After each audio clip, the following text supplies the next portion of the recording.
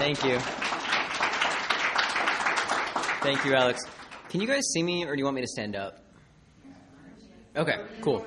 All right, appreciate it. All right, Living Legacies is the name of this workshop. Technically, we have three sets of legacies, right? The steps, the traditions, and the concepts. Well, you heard me blunder through my steps in the first talk, so I'm just going to talk about the traditions and concepts for the most part in this one, and how they apply to, how I found they apply to my relationships and my relationships in the world. And the way I'm going to talk about them is not go through all the traditions and then all the concepts. I'm actually going to go tradition and concept matching. My sponsor gave me a gift as we started working the traditions and said, we have the opportunity also to work the legacies laterally. You work the step, tradition, and the concept at the same time, and there are connections in some of these that don't necessarily jump out if you don't necessarily put them in context together. And I think a lot of these are really interesting. So. These are the Al-Anon traditions and concepts, so I will read them because the traditions are fairly similar between Al-Anon and AA, but the concepts do differ. When I had the opportunity to be part of a group where we kind of workshopped all of the concepts and traditions, and we looked at both AA and Al-Anon literature because we found it was a really rich perspective to look at how all of these have come together. All right. Tradition 1. Our common welfare should come first. Personal progress for the greatest number depends upon unity. In this group as well, we had an exercise where we put it in the context of our personal lives. What would that tradition sound like? Okay, we don't have that one for that one. But anyway, there is one for the concept. So what unity means in my life is very new. Unity was not something that I experienced growing up. It was one person makes the decision and everybody else goes along with it. And so the idea that we all, our common welfare is what's important was very foreign. I thought it was just the loudest person in the room, their welfare is important, and all of the rest of us have to follow along with it. So this teaches me that when I'm in any kind of group conscience, any relationship that I'm in, any group that I'm in, whether that's friendships, family, my workplace, all of those are forms of group in which there is a group conscience. And so when I'm in those groups, I'm participating for the common welfare. I just recently had an experience where I was suffering under the ailment of judgment of another individual that I work with. Very strong judgment of this individual that I work with because I have a tendency to see the world as black and white, good or bad, competent and incompetent, moral high ground and moral low ground. That's just how I see it, and I'm working on deconstructing that, but it's a work in progress.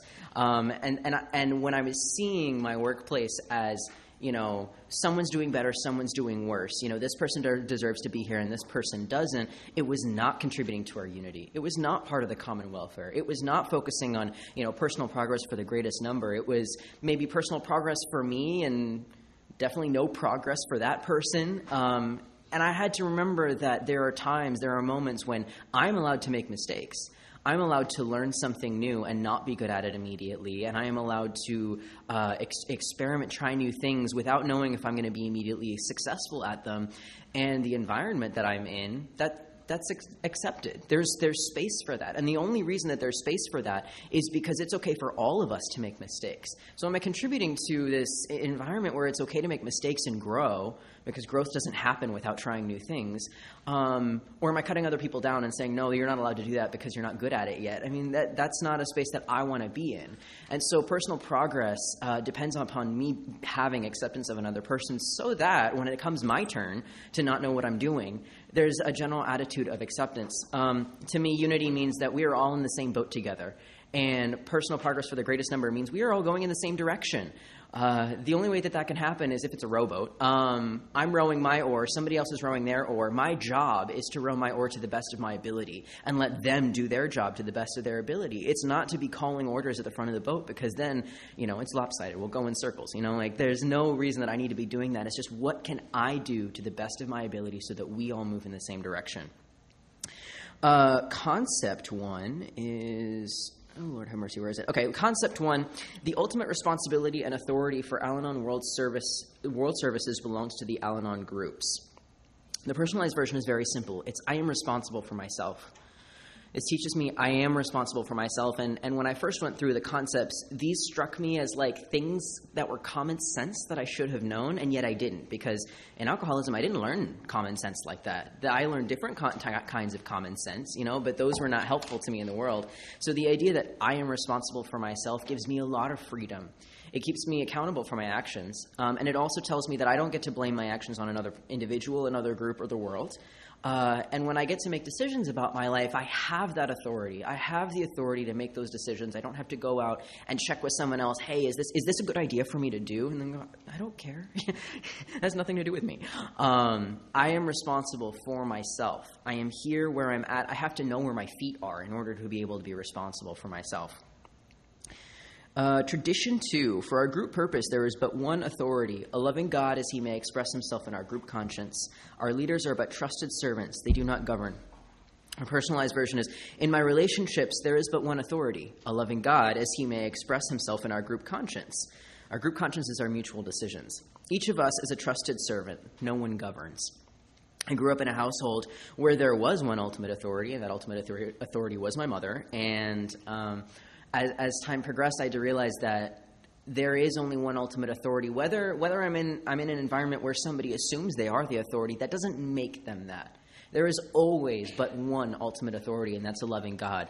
In every mutual decision that there is in any of my relationships, that is a group conscience, and I get to treat it like a group conscience, even if the other person isn't aware of that. A lot of times I have to interact with people who aren't in recovery. Imagine that. And they don't know that we're having a group conscience, but I know that we're having a group conscience. And when that's the case, I can let there be. I can understand that there's one authority, and it's a loving God. I don't get to govern over this other person. I'm a trusted servant. And when I walk around the world with the understanding that I can always be a trusted servant, whatever the context, my attitude towards what I'm doing is different. Because, service is gratitude in action. If I'm a trusted servant in the world, my actions and what I do for others and what I do as a part of things, is gratitude in action, gratitude for this life that I didn't think I was going to have, to this loving God. Concept 2, the Al-Anon family groups have delegated complete administrative and operational authority to their conference and its service arms. That's a lot of words, but in the context of my life, the spiritual foundation of my participation is group conscience, delegation of duties, mutual trust, communication, accountability, and shared responsibilities. All of those words terrified me for a long time. Delegation, trust, communication, accountability, and shared responsibility. Delegation was terrifying because I didn't think that anybody else was going to do a good job. I did not think that anybody else was going to do a good job. Giving up that control was very hard. And realizing that when I am part of something that involves trusting other people to do their part, whatever their part may be. Sometimes their part is not going to look like what I want it to look like, and that's okay. That's okay because there's a loving God that's guiding what we're doing. Okay, remembering tradition 2, there is a loving God that is in charge of everything. I am not. So if that's the case, I don't need what somebody else does to look exactly the way that I think it should. It just is what God wants it to be. And so if I'm delegating, that's an act of me trusting God. When I'm trusting my fellows, I'm trusting God. Communication and accountability and shared responsibility. This accountability builds on tradition 1 and concept 1. I forgot to link the two of those. But, unity, what is my part, and also I am responsible for myself. It's all about what am I able to do and what am I responsible for. And so when I'm accountable to somebody else, when I'm in constant communication, when I share my responsibility with them, it requires that I understand what I can do and what I can't do. There are things that I don't bring to the table, and that's okay because God didn't give me every single gift on the face of the earth because that would be it'd be boring because there wouldn't need to be anybody else because it'd just be me. But there are things I don't bring to the table, and those things come from others, and I have to be able to share with others what am I able to do, what do I know of myself, and what are you able to do, and what do you know of yourself so that we can share the things that make sense for us to do that. Tradition 3. The relatives of alcoholics, when gathered together for mutual aid, may call themselves an Al-Anon family group, provided that, as a group, they have no other affiliation. The only requirement for membership is that there be a problem of alcoholism and a relative or friend. In personalized version, the basic requirement for a good relationship is a mutual desire to keep it healthy. I don't know about the rest of you, but I struggled with forming healthy relationships for a very long time because I didn't know what that looked like. I wanted somebody to tell me, this is the basis of a good relationship. And nobody would tell me that. Nobody would tell me what it was about. But here is what it is. To have a good relationship is a mutual desire to keep it healthy. A lot of my relationships for a long time didn't meet that standard. The principle of mutual aid is extremely important because it's my metric for whether or not I still need to have certain people in my life. A lot of times I'll just feel icky about someone, and I don't know where it comes from. I don't know what it is. For a long time I had a hard time understanding what my boundaries were, and a lot of times when I feel icky about a person, it's because there's an issue of boundaries. But it comes down to, are my interactions with this person still about mutual aid? Is it about we are both here for each other in the ways that we are here for each other in the rooms? Is that the energy that it's in this relationship too? And I had a tendency to not seek out or participate in the creation of relationships that were like that. I like to take care of people. I wanted it to be one-sided. I didn't know how to trust other people, so I found people who would trust me, but I wouldn't trust them. I found... And I also found the opposite. There were other people that I dumped on, and I didn't, reciprocate that. And it meant going through those interactions and looking at, is there a capacity for mutual aid here? Do we both have a desire to keep it healthy? Do we both have a desire to support this connection that we have? If not, it's time for us to part ways, and that's okay. That's okay. My sponsor at one point, I was going through a breakup, and she said, the end of a relationship is not a failure. And that kind of blew my mind. I thought it was. I thought that I had to maintain a connection, or I was a failure at being able to be a person and connect with other people. And it's just times change, people part. But if I understand the nature of my relationships and whether or not we are here for each other, looking at what those actions are, this is a part of taking my inventory constantly, looking at the end of the day, what did I not feel good about? What did I do? What do I feel good about? This interaction that I had with this person, have I left the last several interactions with this person feeling like we were mutually aiding one another, or do I feel like we were taking something from one another? And that gives me a good, simple way of understanding the way that I feel and whether relationships are still good in my life. Concept 3, the right of decision makes effective leadership possible. It's very short. Most of them are not short, so I love that one. The personal one is longer. Mutual trust and the right of decision are necessary to create and maintain healthy working relationships. So this is building on the previous concept, the tradition about what makes a good relationship, and its commitment to a healthy relationship. I hope my words stay in order. And where that comes from is mutual trust and the right of decision. The right of decision didn't make a lot of sense to me for a while until I looked at the reason I felt so powerless in my home a lot of times as a child was because I did not have the right of decision. I did not have the right of decision about my choices, about what happened in my life. I obviously didn't have the right of decision for others, and I didn't feel like I could participate in family decision making. I felt like I didn't have a voice. And so leadership scared me because if you don't grow up with this understanding of what a right of decision looks like, when I was given a job, when I was given responsibilities, when I was supposed to take care of things, I didn't have any confidence that I was allowed to. I didn't know what good decision-making was because I hadn't made any decisions. And so I was terrified of leadership. I thought that leadership was just like, micromanaging and being controlling about everything, and not what is the right of decision and effective leadership. That's where it comes into, is effective leadership. And so now I've gotten to a point that in all of my connections that I have with others, the right of decision is important. If I tell somebody, if I'm cohabitating with somebody and I say, hey, will you go to the grocery store and pick up milk? It is their right of decision to determine the brand of the milk, the price of the milk, and the type of the milk. Well, if I don't care about the type of the milk, then that's fine. They get to decide those things. If I really care about that, I can tell them exactly what it's going to be. But part of, I trust this other individual to make choices that contribute to our common welfare in this household. I trust that they'll be able to do that, and that's okay, and I can let them do that. And then I don't have to worry about it. The right of decision and allowing others the right of decision and allowing myself the right of decision reduces the things that I'm worrying about constantly. The hamster wheel spinning. I don't have to worry so much about that if I trust that the other person in their effective leadership of whatever role that they're taking at that moment, that they will do the best that they can. That's what it comes down to, is that they'll do the best that they can, and I trust that they'll do the best that they can. Tradition 4, where did it go? Tradition 4, each group should be autonomous except in matters affecting another group or Al-Anon or AA as a whole. In my life, I am autonomous in relationships except in matters affecting other people or the relationship. This tradition is really, really, really important to me because it taught me what boundaries were. Like I said, I had no idea what boundaries were.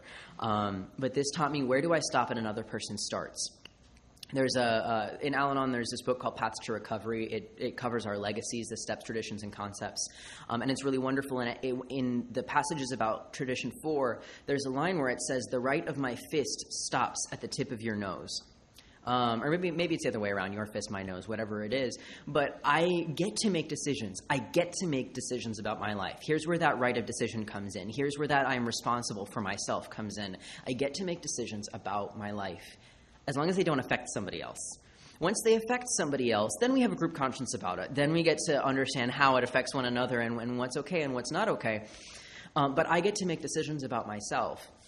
And that tells me what is in my hula hoop, what is here. And I have to... The Step 4, Tradition 4, Concept 4 thread is really strong because Step 4 teaches me my inventory, who I am, who am I, what is going on in my body, what is going on in my mind, what do I have, what do I not have, what do I bring to the table, and once I understand that, once I understand what's inside the house, I know where I can put the fence, I know what I can do, where I stop, and what I need, and I know that after this point, because this is not in my inventory, this is another person. So this is not my thing anymore. So this is where my autonomy is. And then Concept 4, participation is the key to harmony. Everyone loves this one because it's super short and it's easy to remember. Participation is the key to harmony. In my life, there can be harmony in my life when I participate in it. So this is the extension of autonomy. Now that I know who I am, what I do, and what I can provide, and where I stop and someone else starts, I can actually start to talk to other people. Before that, I don't know what I'm doing, so I don't get to talk to other people. But once I know that, I get to participate because I know what I can provide.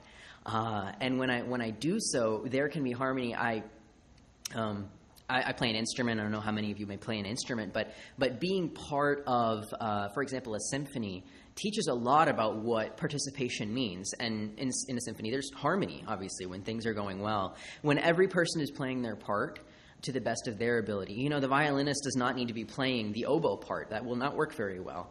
When I am participating, I am doing my job. It again ties into Tradition 1. The common welfare coming first. Personal progress for the greatest number depends upon unity. That's where the harmony comes in. When I'm doing what I can. When I'm in a group conscience, I need to be participating in my group conscience. Because if I show up to my group conscience and I never say anything and I don't really contribute to the discussion at all, I'm not upholding my service role as being part of that group conscience because I'm not participating in it fully, and so I'm not contributing to that harmony. So if every relationship in my life has a group conscience, I ought to participate in those things as well. When I get to participate in my life, I can have harmony in it. When I participate in my relationship with my higher power, there's harmony in my relationship with my higher power. This also tells me that I don't have to participate in everything. It tells me I have freedom over the things that I participate in. If I see a train wreck, I don't need to get on. If I see something that I'm like, no, I know that. I know the signs. That is super dysfunctional. I don't have to participate in it. My sponsor says that, I don't just have to find myself on the roller coaster. If I see myself walk in the gate, buy the ticket, stand in line, I can still decide before getting on. I can still leave. I can go, I don't need to do this. And that's a freedom of choice that I never thought I was going to be able to have. Step 5. No, not Step 5. Sorry, Tradition 5. Each Al-Anon family group has but one purpose, to help families of alcoholics. We do this by practicing the 12 steps of AA ourselves, by encouraging and understanding our alcoholic relatives, and by welcoming and giving comfort to families of alcoholics. In my life, my relationships are an expression of my primary purpose, a continued conscious deepening of my relationship with God. This was a little bit of a stretch for me to understand how we got to this personal role. But what is the primary purpose of Al-Anon of any recovery fellowship really, but the primary purpose of Al-Anon that draws me, because we are not here to change anybody else. We are not here to we do a little bit of educating on what the disease of alcoholism is, but we're not here to lecture. We're not here to tell other people how they should live our lives. We're here to help. We're here to help. My spiritual purpose, I think everybody might have their differences in their primary purpose, but my primary purpose is to be of maximum service to God and my fellows. And so I want everything in my life to align with that purpose. If it doesn't align with that purpose, it's unnecessary. That's what keeps me in line with my higher power's intentions for me. That's how I understand myself. And so to do so, my relationships are part of that. My relationships is when I'm trusting others, I'm trusting God. To be of maximum service to God and my fellows means that I have to take risks. I have to be willing to talk to other people, try things I've never tried before. Sometimes service pushes me into things that I am uncomfortable with, and that helps me grow. Which means that if I'm being of maximum service to people outside of the rooms also, I'm going to be uncomfortable sometimes in order to be able to grow. But I have certain principles that guide me, all right? I practice the 12 steps. I practice the 12 steps in all of my affairs. That transition, that goes from the very wording of the tradition. I practice the 12 steps of AA myself. And I encourage and understand. I encourage and understand others. And I welcome and I give comfort. I can remember those. I encourage and I understand, and I welcome and I give comfort because I'm here to help. To be of maximum service.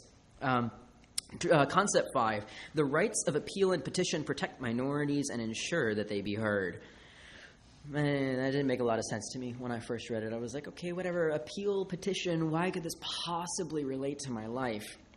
The rights of petition. Petition is minority opinion, and appeal, which is consideration, promote unity and respect.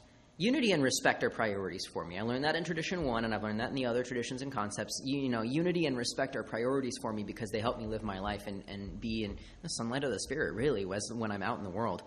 So the rights of minority opinion and consideration. This tells me that people can have differences of opinions, and we can respect all of them. I have the right to have an opinion, even if it's not shared with the rest of the room. The rights of appeal and petition. When I am the one person in a group conscience who 99% of the people in the room might believe a certain thing, and I believe different, and I get to say my piece about it. That's my responsibility to participating in the group conscience. If I think, no, I don't think this is in line with our traditions, I don't think this is in line with our concepts, whatever it may be, I can say my piece. And then I let go of the outcome. That's my job. I let go of the outcome. And then it's up to the group conscience. And sometimes the group conscience, people say, actually, yeah, that's a good point. And sometimes they don't. And that's okay. But I have the right to say my piece. So when I think of that in my relationships, it means that when I have disagreements with someone else, when I think that, I am so right. I am so incredibly right. You could write an encyclopedia about what I'm saying because it is fact. When I think so, even though I might think so, the other person gets to say their piece.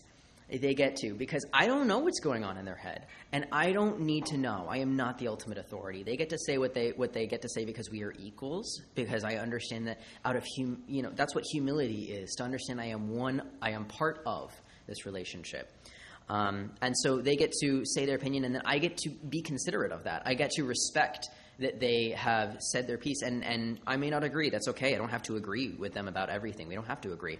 But this means we can have a difference of opinions, and it's okay. This is really helpful. Outside of the rooms, I thought I was never... I meet people in the rooms that I probably wouldn't have talked to outside. We may have very different opinions about, a lot of external things. And I always thought that was kind of a phenomenon about how can I be friends with somebody in the program and share really intimate intimate parts of my heart with somebody when, if we go outside, we might have different political views, social views, economic views, whatever it may be. How can that happen, and why doesn't it happen when I'm out in the world? Why can't I make those connections? And it's because we can have those differences, and we know that that's not what matters. What matters is that we're here to share what's on the inside. And so I thought, what if I take that energy out into the world just as a test run, just to see, what if I give people the benefit of the doubt? What if I don't automatically make a judgment about people? I tend to just kind of call the people I see with okay, well, I see that you look like this, and so I'm probably not going to get along with you, and you look like this, and I won't get along with you. I heard you say that, so we're just not going to have a conversation. What if I didn't do that? What if I gave people a chance? It's pretty crazy. We could have a difference of opinions, and it doesn't mean that we can't interact with one another. Especially when it's an outside issue. I'm going to get into that a little bit later. If it's an outside issue, it doesn't have to affect me. We can have differences of opinion. It's okay. Tradition 6. Our family groups ought never endorse, finance, or lend our name to any outside enterprise lest problems of money, property, and prestige divert us from our primary spiritual aim. Although a separate entity, we should always cooperate with Alcoholics Anonymous.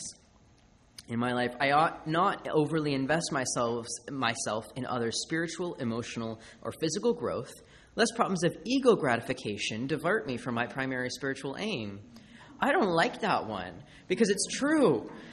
Ego gratification, that's what money, property, and prestige is to me. Money and property don't appeal to me as much, but prestige, I will go to the ends of the earth for prestige. Prestige is somebody else telling me you are okay.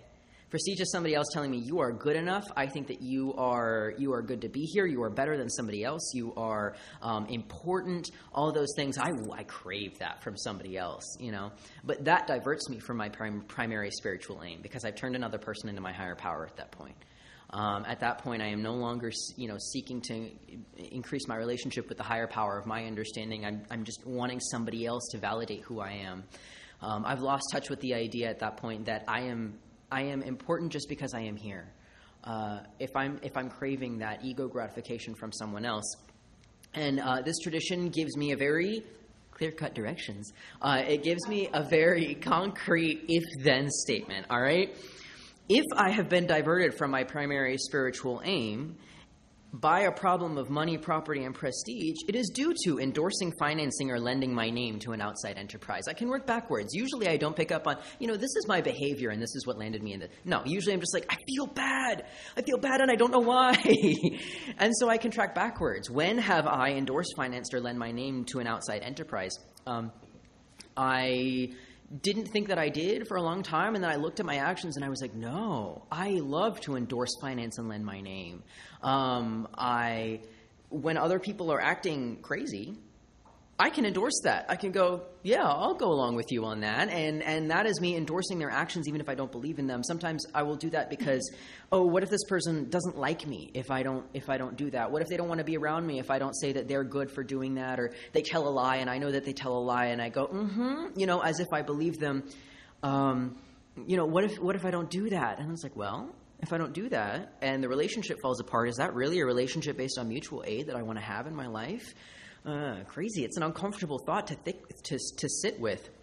I would finance others. I would lend money to others, and I would lend a lot of money to others because I learned at a young age that from others in my family that if you hurt somebody, you can always give them money and it'll make it better. Because, people would hurt me and then they would give me money to make it better. And it didn't make it better, but I learned that that's what you do. And so when I would hurt people, I would give them money to try to make it better. Or I walked around constantly feeling guilty about my relationships. I felt a lot of guilt in my relationships. I didn't know exactly about what, but it was just like, I'm bad at this. And so I would throw money at people because I hoped that it would make me feel better. It didn't make anybody feel better. But then I would hold it over their head. I had strings. I always had strings attached when I was lending money. And it was, you need to know that I'm doing this for you. You need to know that I'm taking care of you. You need to acknowledge that I'm doing these things for you that nobody else would do. And it was, I just ended up with resentment after resentment after resentment because I was in the search of ego gratification. That's what it was. Now I don't lend money. I will, if I'm giving money to somebody, I'm giving it to them with the assumption that I am never going to get it back. If they choose to pay me back, cool, fine, all right. But I give it now with the assumption that I am never getting it back. It is not my business what they do with it. If I give somebody money for groceries and they spend it on drugs, it's none of my business. If I know that they have a drug problem, I don't have to enable this. I don't have to continue over and over again. But at that moment, I'm not going to go, you know what, I gave it to you for this, but because you did that, no, now you have to pay me back. No. I just take note for the next time and be aware of what that decision was. I don't lend money anymore. And I don't lend my name to others, to outside enterprises that don't have anything to do with me. It means that I get dragged into controversy that I don't need to, and that diverts me from my primary spiritual aim. Also at the end we say, although a separate entity, we should always cooperate with Alcoholics Anonymous. This tells me that cooperation is foundational. It is fundamental to my ability to interact with others is that I can cooperate. I can always cooperate with the nature of the relationship of Al-Anon and Alcoholics Anonymous is that we are from the same, we are all recovering from the same disease. We are all in the same boat. We are all on the same side of things, And so when I identify that there are others who are in the same boat as me, I cooperate with them, even if we may have differences of opinion, even if we may have different priorities, we cooperate. And that's a skill that's become very important for me. Concept 6, the conference acknowledges the primary administrative responsibilities of the trustees. This is a super boring one, isn't it? Wow. In my personal life, shared responsibility and shared leadership help make balance and effectiveness possible. Balance was something I sought for a long time and didn't know where to find. I didn't know where to find balance. I still struggle with balance. Balance is hard. I see the world as black or white, so it's hard to come into the middle and understand that there are in-betweens. Shared responsibility and shared leadership. It pushes my understanding of powerlessness and a faith in a higher power to its limits, to be able to share something that I've been holding because, I want to control it. I want to know that the outcome is going to be okay because I'm in charge of it. No, I'm not in charge of it. I'm not in charge of it, and I have to be able to share that with others and, lean on others and have them lean on me as well and exchange that so that there can be balance. There can't be balance if I'm holding everything in the middle of my fist. There has to be balance. Tradition 7. Where'd it go? Tradition 7. Every group ought to be fully self-supporting, declining outside contributions. In my life, I strive to be self-supporting spiritually, emotionally, financially, and physically, declining offers for others to run my life. I was not self-supporting for a long time. I was not self-supporting, and I did not give others the dignity of being self-supporting. I was financially self-supporting for the most part. I wasn't conscious of how, I wasn't solid on that. Actually, this is a little later. I'll say that for later. But I was financially self-supporting, but spiritually, emotionally, and physically, I was not necessarily self-supporting. I relied on others emotionally and spiritually a lot. I relied on them to tell me that I was okay, that I was going to be fine, that what I was doing was good, that I was allowed to be here. And I didn't allow others the dignity of being self-supporting for themselves. I would throw money at them. I would constantly take care of their emotional needs, their physical needs, when they absolutely could have taken care of them themselves. Our detachment pamphlet is one of my favorite pieces of literature, and in it says, there's a list of things in Al-Anon that I learn I don't need to do for others. And one of those is I do not need to manipulate situations so that others will get up, eat food, pay bills, not drink, or see things my way. And I used to manipulate situations so people would do that all the time because I wasn't allowing them to be self-supporting. I was not allowing them to do things. I was doing things for them that they absolutely could do for themselves. Concept 7, where did it go? Where did Concept 7 go? Hello.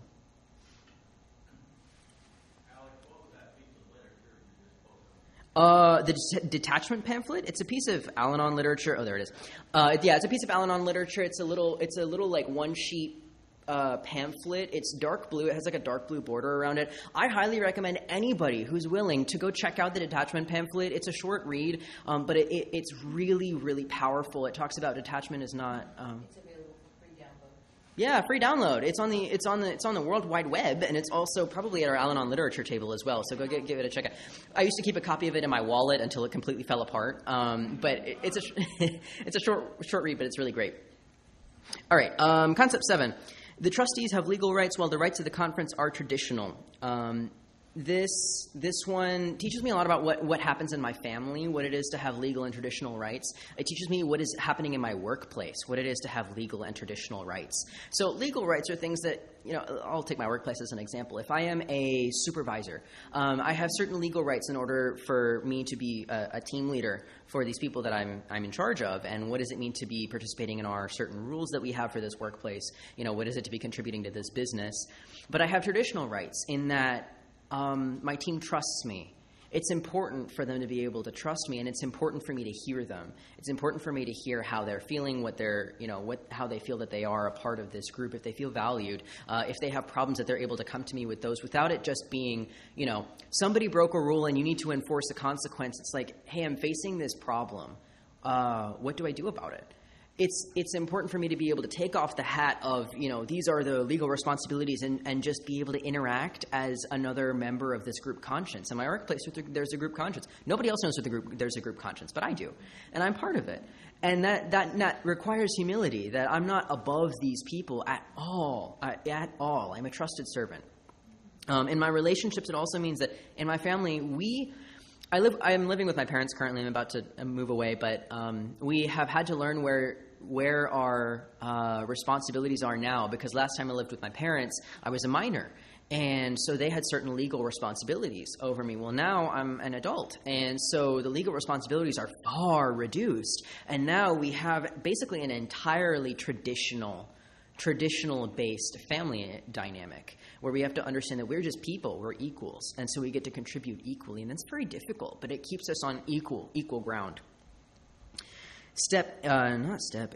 Tradition 8. Al-Anon 12-step work should remain forever non-professional, but our service centers may employ special workers.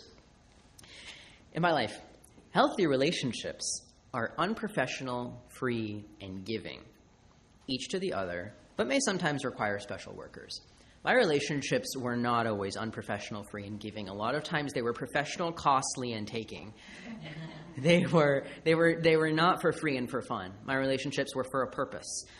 They were so that I could get something. Sometimes that thing was ego gratification. Sometimes that thing was, love from others. Sometimes it was like a physical thing, whatever it may be. No, relationships are non-professional. The ways that I reach out to a newcomer in a meeting, that is the kind of energy that I want to bring to my relationships. This is something that I do just because I'm giving back out of gratitude. That's what it is that I want to walk out into the world with. Sometimes it does require special workers. It just requires sometimes outside help, and that's okay. That's okay. Concept 8, the Board of Trustees delegates full authority for routine management of the Al-Anon headquarters to its executive committees. This talks about delegation. In my life, I trust group members to carry out our routine obligations and remain willing to seek additional support when needed. This talks about trust. Do I trust the people in my life to carry out responsibilities? Do I trust them with many different kinds of responsibilities? And am I willing to provide support? This is not just, hey, I gave you this job. You have to take care of everything about this job now. If you can't handle it, that's your problem. No, that's not how it works, because that's not contributing to the common welfare. If I say, hey, will you be able to do this? And they go, they get 75% of the way through and they say, actually, I'm hitting a really hard part with this. I'm able to provide support then. And it meant that I didn't carry that first 75%, so I can do other things. I can apply my gifts and talents other places, but then I can contribute to that as well. It's all about, pursuing balance. And that links in with, in Tradition 8, I do things for free and for fun, but it's okay to seek help. It's okay to seek help from people who are more qualified and who may have more experience with certain things. And that's what I'm allowing room for also in Concept 8, is that we are able to do these things freely. But when we need outside help, it's okay to ask for outside help. Tradition 9. Tradition 9, our groups as such ought never be organized, but we may create service boards or committees directly responsible to those they serve. In my life, a healthy relationship is flexible in its organization with balanced participation and responsibilities. There are certain buzzwords that keep being repeated: unity, balance, cooperation, mutual trust, things like that, because they're important. I had to hear them over and over again because they were not common sense to me. They were new. They were new, these ideas. So a healthy relationship should be flexible. I struggle with flexibility. I mean, not like as a person. Like, I'm double jointed in most of my bones, so I'm fairly flexible. But as far as emotionally, no, I'm really rigid. As soon as I find a place that I consider safe, my comfort zone, it has to stick to that. It has to be here because I know what's happening if I stay right here. And that doesn't allow for flexibility. But unfortunately, life is flexible, life changes. And when I'm stuck and I'm rigid, I'm not growing because I'm staying right in that spot. So being flexible and understanding balance is inherently linked with flexibility. I have to be willing to give up that feeling of if I'm not right here and I don't understand exactly where my bounds are, that everything's going to fall apart. It's not going to fall apart. That's where my trust in my loving God comes in, and that, you know what? It's okay if we move a little bit. It's okay if I don't know exactly what the next step is going to be, because God knows what the next step is going to be, so I don't need to think about it. And concept 9. Oh, concept 9 scared the bejesus out of me. Because you know how I talked about I didn't know what leadership was and I was terrified of leadership? Here's where it comes in. Good personal leadership at all service levels is a necessity. In the field of world service, the Board of Trustees assumes the primary leadership. There's a wonderful, wonderful essay by Bill W. in our Al-Anon Service Manual about good personal leadership, and it's probably in a service manual, probably somewhere. But it's excellent, and he talks about the qualities of good personal leadership that like names them. I don't remember all of them off the top of my head, but vision is one of them. Flexibility is another one of them. It comes back again. And so good personal leadership, I was terrified of being a leader. I was terrified of what that meant. I didn't know what good personal leadership was. And they had the word good in there. There's not a lot of times in our legacies that the word good comes in. I don't think there is any other time that good comes in.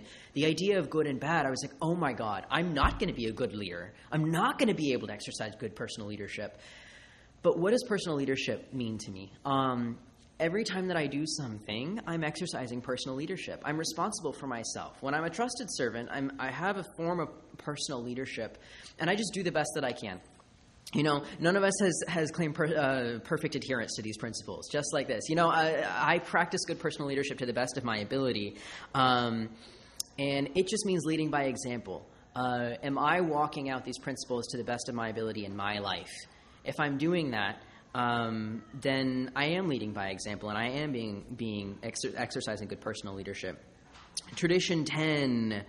I express, this is the personal one, I express no opinions on outside issues. I think the Al-Anon family groups have no opinion on outside issues. Hence, our name ought never be drawn in public controversy. That's my mother. She's wonderful. She remembers everything. We have no opinion on outside issues. Hence, our name ought never be drawn in public controversy.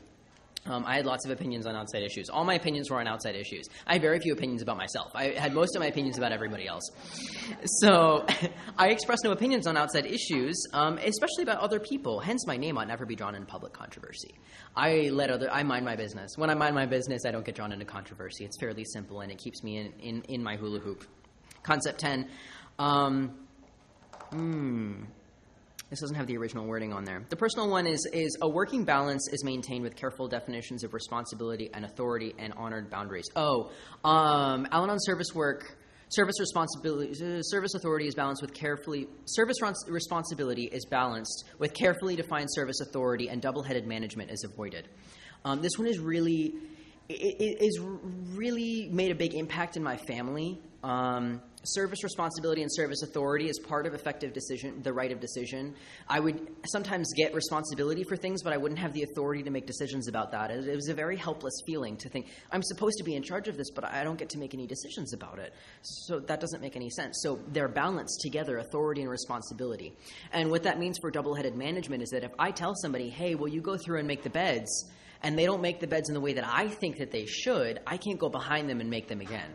Because that's completely negating the fact that I asked this person to do that. It means that I don't trust what they're doing. It means that I have not given them the authority to do this thing. I've just sort of said, hey, go do this. But I didn't give them the authority to do this to the best of their ability. I think that the way that I want it done is the most important way of getting it done.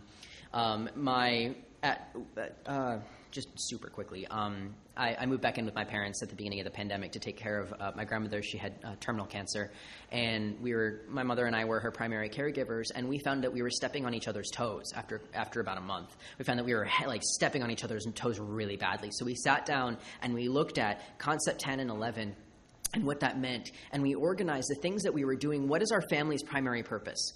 What is our family's primary purpose? And every thing that we had to do during the day, we wrote them out and we put them in a category. Does this fit in with our family's primary purpose? Everything else comes second. But what fits with our primary purpose? And then whose gifts and talents work best for these things?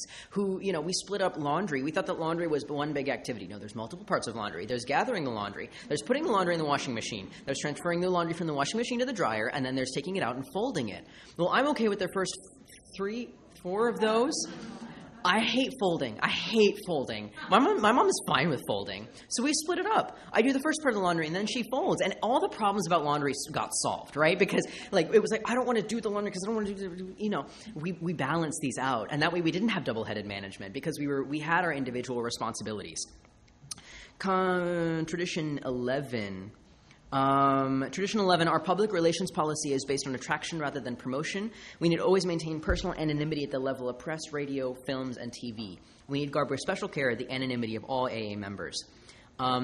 The personal one, I best demonstrate my principles and purposes by actions rather than promotion. Attraction rather than promotion, am I walking out the steps? Am I practicing these principles in all of my affairs? If I'm doing that, I don't need to promote anything. I am just attracting. That's the energy that I want to have in my life. When I'm promoting, it is always others-focused. When I'm promoting, it's always out there. I don't need to be living my life out there.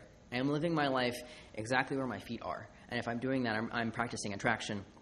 Personal anonymity is a lesson in humility. Actually, I'll save that for Tradition 12. Concept 11, I just kind of talked about that just now. It was it talks about administrative committees, administrative and executive committees, and that it basically means that people can contribute different things. There are different committees because they can contribute different things, and that's when my mom and I broke that down. It was we can have separate committees. We can have two people on a committee for one thing, and we can have one person on a committee for another just because our family's small. We can have more on other things, and people can have different sets of jobs because we have different gifts and talents that we bring. Tradition 12.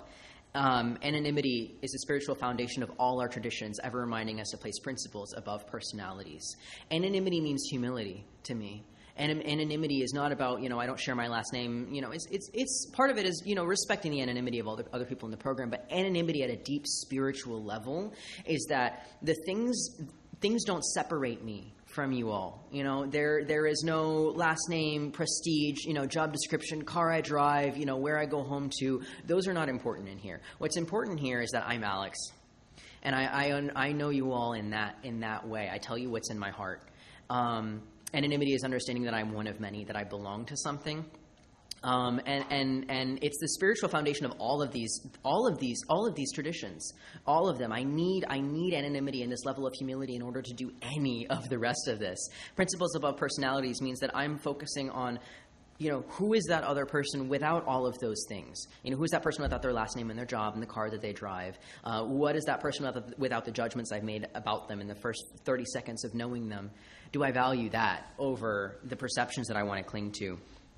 Concept 12 is, I think it was a cop-out so that they could add another 5 concepts. Because it's called, the spiritual foundation for world services is contained in the general warranties of the conference, Article 12 of the Charter. And the 5 general warranties are: 1, that only sufficient operating funds, including an ample reserve, be its prudent financial principle. 2, that no conference member shall be placed in unqualified authority over other members. 3, that all decisions be reached by discussion, vote, and whenever possible by unanimity. 4, that no conference action ever be personally punitive or an incitement to public controversy. And 5, that though the conference serves Al-Anon, it shall never perform any act of government, and that like the Fellowship of Al-Anon family groups which it serves, it shall always remain democratic in thought and action. All right, there's a quiz that's coming, and you need to remember all of those. No. Warranty 1. Sufficient operating funds and an ample reserve. This teaches me a good financial principle. What is an ample reserve? It teaches me I don't need to... I have a tendency to hoard because I'm scared. I operate out of scarcity a lot of times. And this teaches me not to operate out of scarcity. I keep my ample reserve. I understand what that means to me, and I understand what my sufficient operating funds are, and everything else, it's okay. It's okay. It'll be okay. Warranty 2, no conference member shall be placed in unqualified authority. This is sort of tradition 2. No unqualified authority. A lot of times I'll try to assume unqualified authority, and that's not the move. 3, that all decisions be reached by discussion, vote, and whenever possible by unanimity. My decision-making in my relationships is based on discussion and vote. And whenever possible, unanimity. We try to understand. It's not about one person making decisions. It's about us coming to an understanding. That no conference action ever be personally punitive. Or an incitement to public controversy. I made a lot of punitive actions. This challenges me with the idea of what if punishment is not necessary? What if punishment doesn't help anything? I thought that people had to be punished for actions that were not good. Punishment doesn't solve anything. There's no punishment in Al-Anon. There's no punishment in these rooms, and it's really wonderful. I'm glad I never get punished. So, punishment is just telling somebody, like, you're bad for doing this, right? It's not teaching anybody. That's rehabilitation when we're learning from our mistakes. I can seek that out, but a lot of my actions would be punitive. Just, you need to suffer because I don't like what you did. And that's not walking out these principles. And that though the conference serves Al-Anon, it'll never perform an act of government and remain democratic.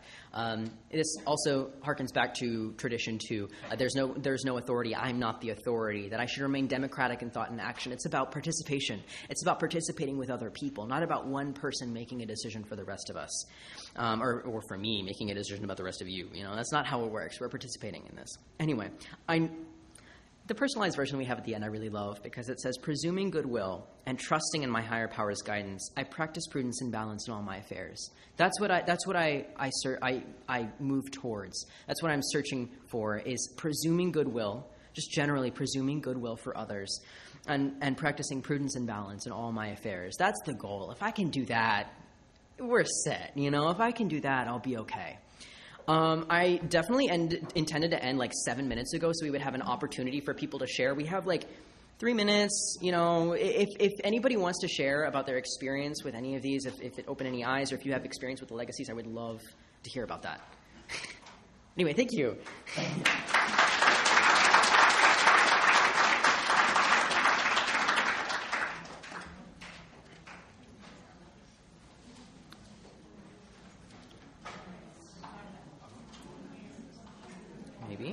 Maybe not. That's fine. Okay. Yeah, absolutely. How can we hear tape 229? Tape 229. Okay, unfortunately, we did look for the website, and the website is down now. Unfortunately, the gentleman who was